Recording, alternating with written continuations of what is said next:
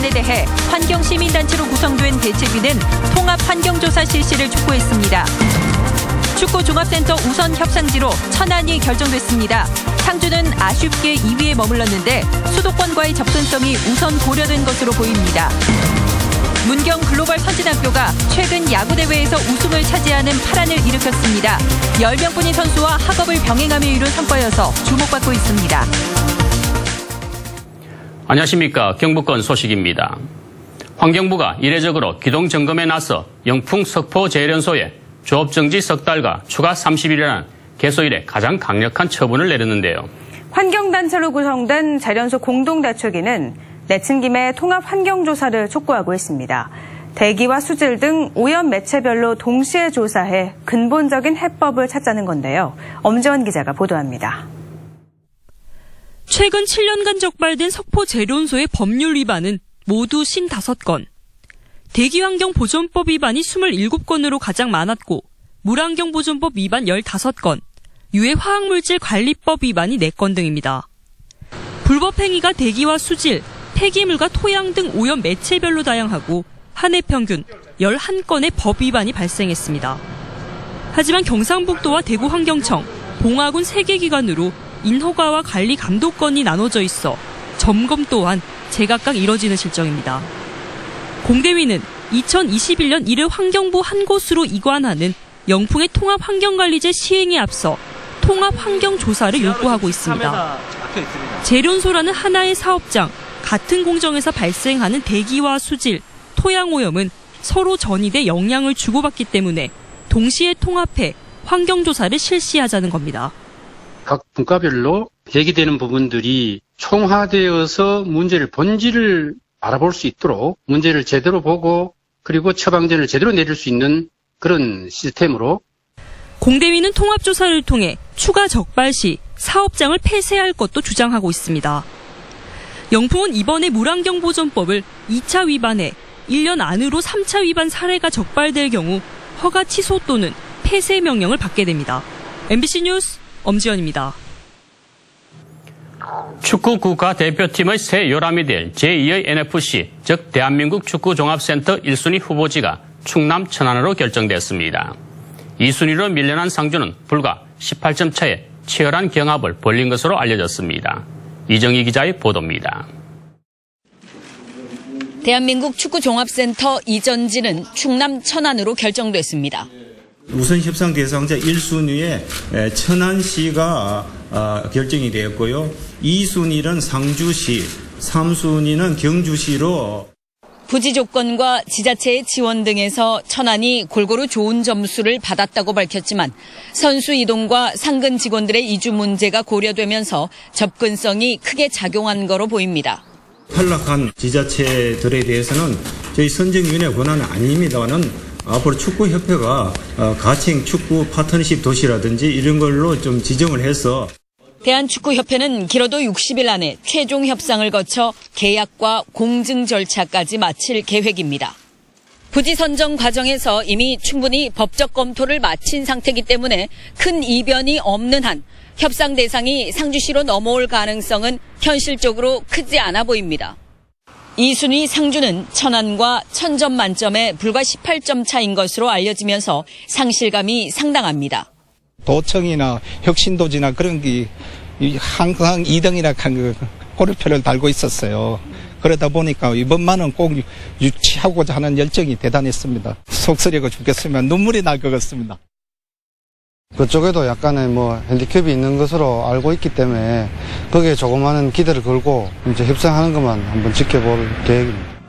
천안과 비교하면 지역 국회의원과 경상북도의 지원을 거의 받지 못했고 당선 무효 위기에 처한 상주시장의 선거법 위반 재판 계류도 아쉬움으로 남습니다. MBC 뉴스 이정희입니다. 서주석 국방부 차관이 대구 경북 통합신공항 이전 후보지인 의성군을 찾아 연내 이전 후보지 확정 방침을 재확인했습니다. 이 자리에서 김주수 의성군수는 이전 후보지 두 곳의 공항 건설비 예측 결과 등 후보지 간 장단점을 비교할 수 있는 정보가 충분히 공개되지 못하고 있다는 우려를 국방부 측에 전달한 것으로 알려졌습니다. 의성군은 비교적 평야지대인 비안 소보 지역이 경쟁 후보지인 군위군 우보면 지역에 비해 공항 건설 비용을 수천억 원 절감할 수 있다고 판단하고 있습니다. 대구 인터블고 호텔에 불을 낸 50대 용의자는 약물에 취한 상태였지만 방화를 치밀하게 준비한 것으로 드러났습니다. 농사에 쓴다며 휘발유 160리터를 사서 불을 질렀는데 휘발유를 사는 장면이 차량 블랙박스에 고스란히 찍혔습니다. 윤태우 기자가 취재했습니다. 대구 동대구 화물터미널 안에 있는 주유소입니다. 주유원 2명이 20리터짜리 기름통 6개에 휘발유를 넣습니다. 방화 용의자는 주유가 끝난 기름통을 직접 자기 차로 옮깁니다. 용의자가 주유소에서 산 휘발유는 20리터짜리 8통, 모두 160리터입니다. 휘발유를 채우지 않은 5개를 포함하면 애초 준비한 기름통은 13개였습니다. 트렁크에는 야구 방망이로 보이는 둔기도 있습니다. 용의자가 휘발유를 준비하는 모습은 용의자 차 바로 뒤에서 기름을 넣기 위해 기다리던 택배 차량 블랙박스에 고스란히 찍혔습니다. 5년 동안 있으면서 그렇게 말통을 많이 사가지고 기름을 넣는 사람 제가 단 한 번도 본 적이 없거든요. 그래서 일단 이상하게 생각을 했고. 용의자가 주유소를 떠난 시각은 어제 오전 9시쯤으로 보입니다. 화재가 접수된 것은 그로부터 20분쯤 뒤니까 용의자는 주유소에서 휘발유를 산 뒤 곧바로 이곳 호텔로 와서 불을 지른 것으로 추정됩니다. 주유소에서 호텔까지 거리는 3km가량입니다. 그 사이에 주유소가 여러 개 있었지만 트럭 등 차량 통행이 잦은 주유소를 택했고 거짓말로 휘발유를 산 점으로 미뤄 미리 범행을 준비한 것으로 보입니다. 이거 뭐에 쓸락합니까? 이거 농기계에 넣을 거다 이래. 휘발유가 가득 담긴 통 8개 가운데 6개를 호텔로 직접 옮겨 1층 휴게실에 120리터를 뿌리고 불을 질렀지만 누구 하나 말리는 사람은 없었습니다. MBC 뉴스 윤태호입니다. 단 10명의 선수로 쟁쟁한 야구 명문고를 꺾고 창단 첫 우승에 파란을 일으킨 학교가 있습니다. 문경에 있는 글로벌 선진학교 야구부 이야기인데요. 학교 수업을 병행하며 일구어낸 성과입니다. 공부하는 야구부를 조동진 기자가 찾았습니다. 전교생 391명의 국제화 대안학교인 문경 글로벌 선진학교입니다. 이 학교 야구부 선수단이 정규 수업에 맞춰 수업에 열중하고 있습니다. 오후 3시 수업이 마치자 야구부 10명은 그제서야 훈련에 나섭니다. 대학볕 아래서도 몸을 풀고 프리배 등과 함께 수비 훈련에 비지땀을 흘리고 있습니다. 2014년 창단한 선진학교 야구부는 변방의 무명팀으로 지난해 단 2승에 그쳤습니다. 그러나 프로야구 출신의 정현발 감독이 부임하면서 벌써 5승을 거뒀고 특히 명문 야구부 학교를 꺾고 경북 협회장기 대회 우승까지 했습니다. 고등학생 투구 제한 규정 때문에 단 10명뿐인 선수 전원이 투수 역할까지 하는 올라운드 플레이로 읽어낸 값진 승리였습니다. 여러 선수들이 똘똘 뭉쳐서 서로 포지션이 여러 가지를 이제 옮겨가면서 선수들이 정신력으로 일궈낸 승리가 아닌가 그렇게 생각합니다. 야구부 졸업생은 모두 대학에 진학했고 3명은 미국 대학 야구부 특기자로 입학하거나 메이저리그 루키리그에 스카웃됐습니다. 저는 이 학교에서 졸업해서 이제 대한민국 프로야구 선수가 되어서 전 세계에서 가장 주목받는 야구 선수가 되고 싶습니다. 전 과목 성적이 평균 60점 이하면 학교 대표 활동을 금지하는 학칙에 따라 이 학교 야구부는 공부하는 스포츠팀으로 운영되고 있습니다. 학교 기숙사 생활에까지 스마트폰 사용을 할 수 없고 수학이나 영어 포기자가 없습니다. 모든 스포츠 학생들도 일반 학생들과 동일하게 모든 학과 그 교육과정을 다 이수하고 그 외의 시간에 지금 운동을 하는 것을 원칙으로 하고 있습니다. 문경 글로벌 선진학교 야구부 학생들은 운동으로 공부 시간을 뺏기면 성적이 나빠진다는 오랜 편견을 장편 홈런으로 날려버리고 있습니다. MBC 뉴스 조동진입니다. 다문화 학생들이 큰 폭으로 늘어나고 있습니다. 전교생의 20-30%나 되는 학교도 이제는 쉽게 찾을 수 있는데요. 다문화 학생들이 가장 어려움을 겪는 것이 바로 한국어인데 교육청이 맞춤형 교육에 나섰습니다. 김철승 기자의 보도입니다. 경주의 한 초등학교 한글 교육이 한창입니다. 학생들은 모두 다문화 가정 자녀들입니다. 이 학교의 다문화 학생은 160여 명, 전교생의 32%에 이르고 도내에서 가장 많습니다. 일자리를 찾아온 러시아계 고려인 3, 4세대들이 하나둘 모여들면서 생긴 현상입니다. 학교에서는 한국어를 가르치기 위해 열학급을 편성해 수업을 하고 있습니다. 네, 학생들이 워낙 수준이 다양하다 보니까 초급, 중급, 고급 수준별 맞춤형 교육을 실시하고 있습니다. 다문화 학생들은 하루 2시간 한국어 수업을 하고 나머지 수업은 우리나라 학생들과 함께 합니다.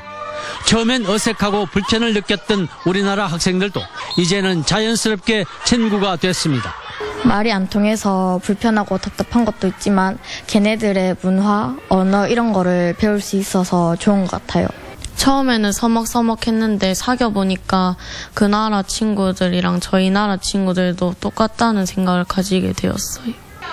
도내 다문화 학생은 가파르게 증가하는 추세입니다. 지난 2010년 1,800여 명에서 2015년 5,400여 명, 그리고 현재 전체 학생의 3.4%인 9,000여 명으로 늘어났습니다. 도교육청은 이들을 위해 내년에 경주에 한국어 교육센터를 건립해 8학급 120명 규모로 운영하기로 했습니다. 예, 다문화 학생 중에는 중도 입국 학생들이 있는데 이 학생들은 한국어를 전혀 모르는 상태에서 들어오게 됩니다. 따라서 전문적이고 체계적인 한국어 교육을 위하여 또 다문화 교육지원센터와 학부모 모임 등을 활성화시켜 이들의 적응을 돕기로 했습니다. MBC 뉴스 김철승입니다.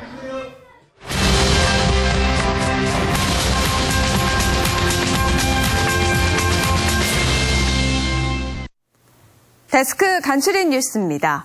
5월인데 벌써 더위가 기승을 부리고 있습니다. 광주는 전국에서 처음으로 폭염주의보가 발령됐고요. 우리 지역도 한낮 기온이 30도를 넘어서며 더웠습니다. 의성의 이번 달 최고 기온을 살펴볼까요? 30도를 넘는 날이 4일이나 되고 지난 11일에는 31.4도를 기록해 평년 기온보다 7도 가까이 높았습니다. 때이른 폭염은 한반도로 불어오는 뜨거운 바람이 원인인데요. 남해와 동해 상공에 정체한 고기압 가장자리를 따라 뜨거운 남풍이 내륙으로 지속적으로 불어들면서 수온주가 큰 폭으로 올랐습니다. 토요일에는 더위를 식혀주는 비가 내리면서 점차 예년 기온을 회복할 것으로 안동 기상대는 예보했습니다. 지난해 기록적인 폭염에 이어 올해도 때이른 더위가 시작되면서 온열 질환 감시 체계도 이달부터 조기에 시작됐습니다. 농작업을 해야 하는 데다 고령화가 빠르게 진행되고 있는 농촌은 온열 질환 발생 위험이 더 큰데요. 일하시면서 30분 내지 1시간 안에 수분이나 아니면 염분 섭취 또 미네랄 이온 음료를 드시는 것이 필요합니다. 그리고 1시간에 한 번씩은 꼭 휴식을 취하셔서 지난해 경북에서는 312명의 온열 질환자가 발생해 10명이 사망하고 가축과 어패류 폐사, 농작물 피해 등 180여억 원의 재산 피해가 발생했습니다. 경북에 방출된 불법 폐기물 28만 톤이 올해 안에 모두 처리됩니다. 경상북도는 대구환경청과 시군, 검경과 함께 불법 방치 폐기물 처리와 근절대책 회의를 갖고 국비 75억 원 등을 활용해 연내에 폐기물 모두를 처리하기로 했습니다. 또 불법 폐기물 근절을 위해 개선책을 마련하고 수사기관과 긴밀히 협조해 반드시 책임을 묻고 내년부터 불법 폐기물 신고포 상금 예산을 편성하기로 했습니다.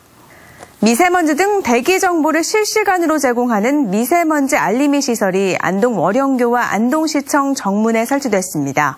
안동시청 옥상에 있는 도시 대기 측정소 자료를 실시간 정속마다 미세먼지와 초미세먼지, 오존 등의 대기질 정보를 농도에 따라 변하는 4개 색깔과 이모티콘으로 표시합니다. 실시간 대기오염 정보는 한국환경공단 에어코리아 홈페이지와 우리 동네 대기질 앱을 통해서도 확인할 수 있습니다. 지금까지 데스크 간추린 뉴스였습니다. 가상화폐 거래소를 세워 투자자를 모집한 뒤 잠적한 혐의를 받는 일당 2명에 대한 구속영장이 검찰에서 반려됐습니다. 안동경찰서는 최근 업체 대표 40살 A씨와 공범 29살 B씨에 대한 구속영장이 반려됨에 따라 수사를 보강해 이달 말 다시 구속영장을 신청할 계획입니다. 현재까지 경찰에 신고된 피해자는 100여 명에 달하며 피해 금액은 32억 원에 이릅니다. 안동시 의회 임시회가 오늘 개회식을 시작으로 오는 23일까지 8일간의 일정으로 열립니다. 이번 회기 동안 6명의 의원이 시정 질문을 통해 안동시 행정을 점검하고 5개 안건의 심의와 현안 사항에 대한 현장 방문 등도 진행합니다. 폐쇄됐다 복합 문화공간으로 탈바꿈한 예천 대심정미소 마을과 주민의 이야기를 담은 대심정미소 스토리북이 발간됐습니다.